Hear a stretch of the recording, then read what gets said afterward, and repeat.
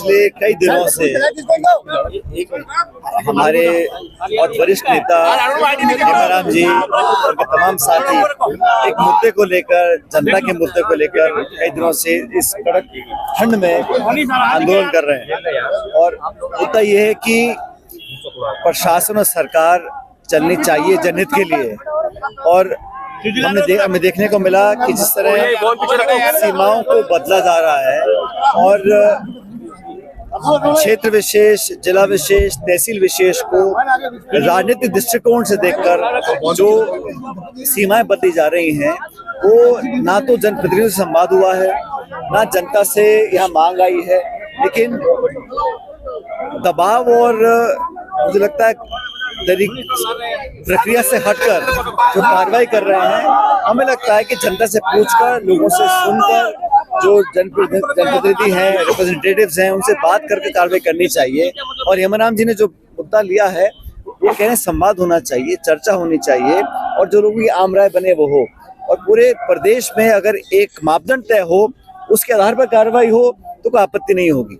लेकिन संभाग, जिला, तहसील इस प्रकार बिना संवाद करे, बिना चर्चा करे अगर आप सीमाओं को तोड़ मोड़ कर रहे हैं, तो कहीं ना कहीं लोगों के जहन में ये शक पैदा होता है कि क्या ये राजनीतिक कारणों से किया गया है, किसके लाभ, किसके नुकसान के लिए किया जा रहा है। ये गलत है, क्योंकि इस प्रदेश में सब लोग बराबर के हकदार हैं, बराबर के नागरिक हैं। किसी भी दल, किसी भी नेता, किसी विचारधारा का इतना प्रभाव नहीं होना चाहिए कि मनमाने तरीके से वो सीमाओं का बंटवारा किया जाए।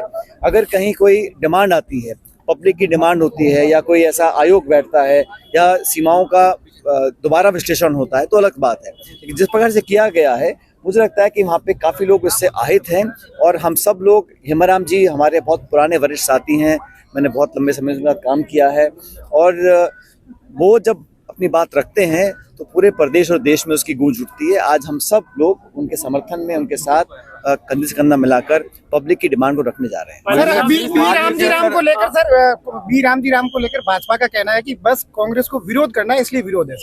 देखिए, इस देश में जो कानून बना था रोजगार का, इस दुनिया में बहुत सारे देश हैं, किसी भी देश के अंदर कानून नहीं है, योजनाएं हैं, स्कीम्स हैं, मन माने तरीके से लोग कभी कभी रोजगार देते थे। जब राजस्थान में अकाल पड़ते थे तब रिलीफ वर्क होता था, तो अधिकारी, प्रशासन के लोग, एमएलए, एमपी मन माने तरीके से सीमा बांध देते, इतने दिन काम करेंगे, इसको काम देंगे। सोनिया गांधी जी कांग्रेस पार्टी ने एक कानून बनाया, अधिकार दिया कि प्रत्येक ग्रामीण क्षेत्र में रहने वाले परिवार के एक सदस्य को 100 दिन का हक दिया था। धीरे धीरे इसको कमजोर किया गया। मुझे याद है 2014 में जब प्रधानमंत्री मोदी पहली बार सदन में बोल रहे थे, तो कह रहे थे कि ये नरेगा जो है ये कांग्रेस की ऐतिहासिक भूल है। 11 साल तक इस स्कीम को उन्होंने चलने दिया, लेकिन धीरे धीरे इसको खोखला किया। अब इन्होंने इसका नाम बदला है, जो महात्मा गांधी जी के नाम पर था। और मुझे खेद है, इस देश में बहुत सारे ऐसी परियोजनाएं हैं जिनका नाम पहले कुछ और था। लोग नाम बदलते हैं महात्मा गांधी का नाम रखने के लिए, पहली बार गांधी जी का नाम बदला जा रहा है। ये किसकी डिमांड पे किया गया, जानकारी किसी को नहीं है। हम लोग विरोध कर रहे हैं कि नरेगा जो एक गरीब तबके में इस देश में जो खाई बन गई है, आज हम सब जानते हैं, अमीर बहुत अमीर हो गया है, गरीब बहुत गरीब हो रहे हैं। तो सबसे कम तबके के लोग हैं, सबसे निर्धन लोग हैं, उनके पास ग्रामीण क्षेत्रों में एक सुरक्षा कवच था। हमारे यहाँ बीमा नहीं है, स्वास्थ्य सुरक्षा का कवच नहीं है। एक आर्थिक सुरक्षा कवच कांग्रेस यूपी सरकार ने दिया था, उसको ये खोखला करना चाह रहे हैं। और क्या बहाने दे रहे हैं कि करप्शन पकड़ा गया। 11 साल में सरकार आपकी है, राज्यों में सरकार आपकी है, अगर करप्शन हुआ है तो पकड़ने, सजा दें उसको। लेकिन ये स्कीम को खत्म करने की ओर बढ़ रहे हैं, और पूरे देश में कांग्रेस पार्टी, इंडिया अलायंस, आम जन इसके विरोध में है। अब कह रहे हैं कि हम इसको नरेगा 2.2 कर रहे हैं, मतलब हम 100 का 125 दिन कर रहे हैं। 100 दिन तो पूरे हो नहीं रहे, बजट कम कर रहे हैं। पहले निर्णय गांव में ले जाते थे, गांव में पंचायत होती थी, पंच, वार्ड पंच, सरपंच बैठ के निर्णय करते थे, कहाँ कुआं खुदेगा, कहाँ सड़क बनेगी, कहाँ स्कूल का निर्माण होगा। अब केंद्र पूरा केंद्रित कर दिया गया है, राजधानी से निर्णय होंगे कि कौन से काम कर सकते हैं। बजट की सीमा लगा दी गई। पहले कोई सरपंच अगर एक्टिव होता था तो कोई सीमा नहीं थी, 100 करोड़ के काम एक गाँव में हो सकते थे। अब बजट की सीमा लगा दी है। और पहले 90-10 का रेशो था, 90% भारत सरकार पैसा देती थी, 10% राज्य सरकार देती थी। अब 60-40 कर दिया। कौन सी राज्य सरकार है जो इतना बोझ वहन कर सकती है? मतलब ये पिछले दरवाजे से इस नरेगा को खत्म करना चाहते हैं। और मुझे लग रहा है कि बजाय कोई सकारात्मक काम करें, बड़े बड़े उद्योगपतियों के लिए आप निजीकरण कर दीजिएगा, एयरपोर्ट का, हवाई अड्डे का, रेलवे का, बांध का, खान का। और जो गरीब तबका है, जिस पास एकमात्र साधन था अपने जीवन में एक सुरक्षा विश्वास पैदा करने का कि हमें कल कुछ नहीं होगा, हमारी जेब में 2 रुपये आएंगे, उसको धीरे धीरे खत्म करना चाहते हैं। इसको लेकर पूरे देश में हम आंदोलन कर रहे हैं। मैं अलग अलग राज्यों में गया हूँ, सब जगह इसका विरोध है, क्योंकि दबी जुबान जो भाजपा की सरकारें हैं जहाँ राज्यों में, वो भी नहीं समझ पा रहे और ना ये विश्वास पैदा कर पा रहे हैं कि वो स्कीम को आगे लागू कर सकते हैं। पार्टी के जो नेता है महेंद्रजीत मालवीय वापस घर वापसी की सुगबुगाहट हुई, उसके बाद तुरंत एसीबी छापे मार रही है, इसको लेकर क्या सोचते हैं आप?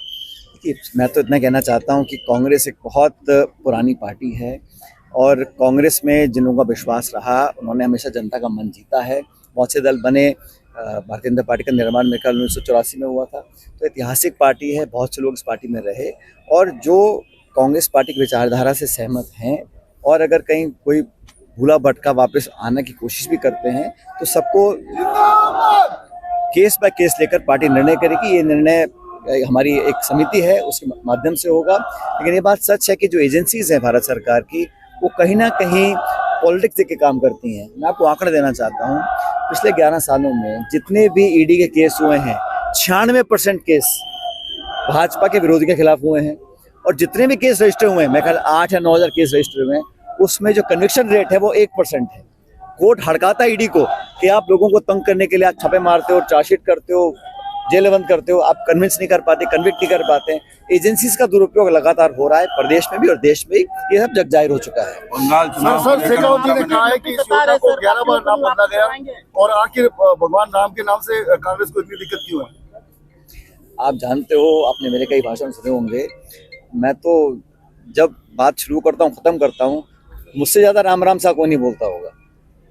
महेंद्रजीत मालवीय के पश्चिम बंगाल में ममता बनर्जी के जो ईडी के छापे पड़े थे, मैं वही कह रहा हूँ आपको, ईडी ने हमेशा अपना इस्तेमाल होने दिया है और भाजपा अपने विरोधियों की आवाज दबाने के लिए, दबाव पैदा करने के लिए, विपक्ष को बिखेरने के लिए हमेशा ईडी का इस्तेमाल करती आई है। ये बंगाल में भी हो रहा है और जगह में भी हो रहा है। लेकिन मेरा मानना है कि देश के लोग समझ चुके हैं कि सत्ता का, धन का, एजेंसीज का दुरुपयोग कब तक सहन करेंगे। पब्लिक आज ऊब चुकी है और ये मत भूलिएगा कि 2024 का जो चुनाव हुआ था, वहां पर जो जनादेश आया लोकसभा का, वो खंडित जनादेश था। किसी पार्टी को बहुमत नहीं मिला। जो लोग 300-400 पार की बात करते थे वो 240 पे अटक गए और 2-2 पार्टियों की बैसाखी लेकर सरकार चल रही है। वो सामने कुछ भी दिखाएं, लेकिन इंडिया अलायंस का जो संख्या बल है पार्लियामेंट के अंदर वो 232 है, 32-33 के आसपास है और जो एनडीए का है वो 290 के आसपास है। तो बहुत ज़्यादा अंतर नहीं है। अब धीरे धीरे लोग इस बात को समझ रहे हैं और भाजपा अपने कामों से, अपने निर्णयों से और जो पक्षपात रवैया उनका अपनाया हुआ है, उससे लोग उब चुके हैं। सर, चुनाव आयोग को लेकर सर क्या कहेंगे? पंचायत नगर निगम डर क्यों रही है? यहाँ पे बहुत सरकार के लोग आते हैं, उनसे पूछिए आप, ना पंचायत के, ना नगर पालिका के, नगर परिषद के, उनका मन रहे वो चुनाव कभी कराए ना। वो जान चुके हैं कि जनता आक्रोशित है और अपनी भड़ास निकालेगी, इसलिए जानबूझ के कोई ना कोई बहाना अटकाकर, कभी न्यायपालिका का बहाना लेकर वो चुनावों को टालते रहते हैं। और जो चुनाव का दबाव आ भी रहा है वो न्यायपालिका से आ रहा है, कोर्ट आदेशित करता है, कभी जनगणना, कभी कोर्ट का हवाला। वो चुनाव कराना चाहते ही नहीं है। वो तो चाह रहे हैं बिना चुनाव शासन चलता रहे, अधिकारियों के माध्यम से हम जनता के ऊपर अपना दबाव बना के रखें। लेकिन ये बात सरकार के लोग आते हैं, उनसे पूछिए आप, ना पंचायत के, ना नगर पालिका के, नगर परिषद के, उनका मन रहे वो चुनाव कभी कराए ना। वो जान चुके हैं कि जनता आक्रोशित है और अपनी भड़ास निकालेगी, इसलिए जानबूझ के कोई ना कोई बहाना अटकाकर, कभी न्यायपालिका का बहाना लेकर वो चुनावों को टालते रहते हैं। और जो चुनाव का दबाव आ भी रहा है वो न्यायपालिका से आ रहा है, कोर्ट आदेशित करता है, कभी जनगणना, कभी कोर्ट का हवाला। वो चुनाव कराना चाहते ही नहीं है। वो तो चाह रहे हैं बिना चुनाव शासन चलता रहे, अधिकारियों के माध्यम से हम जनता के ऊपर अपना दबाव बना के रखें। लेकिन ये बात सच है, अब 2 साल पूरे हो गए भाजपा सरकार को प्रदेश के अंदर। इन 2 सालों में इस सरकार ने ऐसा कोई काम नहीं किया जो ये कह सके कि हम जनता के लाभ के लिए काम कर रहे हैं। जो वादे उन्होंने घोषणा पत्र में किए थे उनको पूरा नहीं कर पा रहे हैं। और धीरे धीरे आप देखिएगा कि लोगों का विश्वास खत्म हो रहा है, इकबाल खत्म हो रहा है।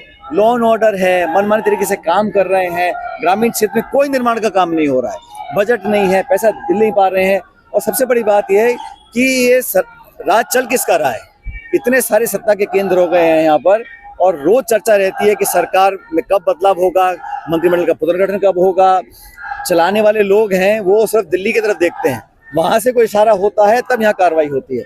तो लोगों ने चुना था यहाँ की सरकार को,